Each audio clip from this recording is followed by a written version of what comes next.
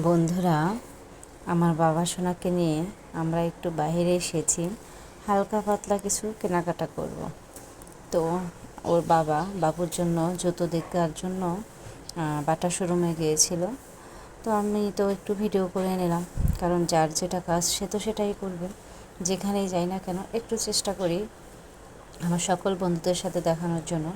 আর যেহেতু আমাদের ভিডিও বানাতে হয়, তো এরকম একটু ভিন্ন ভিন্ন ভিডিও না দিলে তো ভালোও লাগে না, তাই না বন্ধুরা? তো এই যে বাটা শোরুমের একটু ভিডিও দেখালাম তোমাদের সাথে। আর ওই দিন এত পরিমাণে বৃষ্টি হচ্ছিল, ওর বাবা বলেছিল যে আজকে এত বৃষ্টি, আজকে আসার দরকার নেই। কিন্তু ছেলে তো দুপুর থেকেই বায়না ধরেছে সে পিৎজা খাবে। তো এই দেখো, আমরা পিৎজা অর্ডার করেছিলাম, আর বৃষ্টির ওয়েদার মানে সেই বৃষ্টি হচ্ছিল, একবারে সারাটা দিনেই বৃষ্টি ছিল।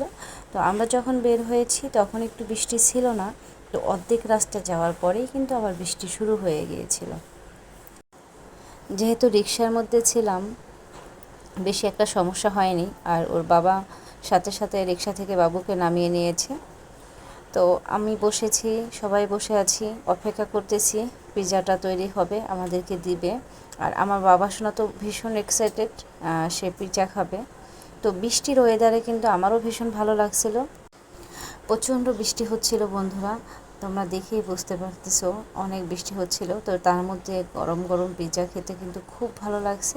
তো ফাইনালি আমাদের পিৎজা চলে এসেছে, খুবই লোভনীয় লাগতেছে। দেখো, খেতেও কিন্তু অসম্ভব মজা হয়েছিল, কারণ যেহেতু বৃষ্টির একটা ওয়েদার ছিল, গরম গরম পিৎজা খুব জমে গিয়েছিল। আর আমার বাবা সোনাটা তো ভীষণ ভীষণ পছন্দ হয়েছে, মানে সে আবার কালকেও যাবে, পরশুও যাবে, প্রতিদিনই সে যাবে এই পিৎজা খেতে, এরকম একটা ব্যাপার।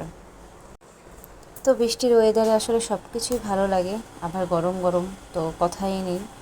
তো বন্ধুরা, আমাদের ভিডিওটা কেমন লাগলো অবশ্যই কমেন্ট করে জানাবে। আজকের মতো এখানেই, বাই বাই।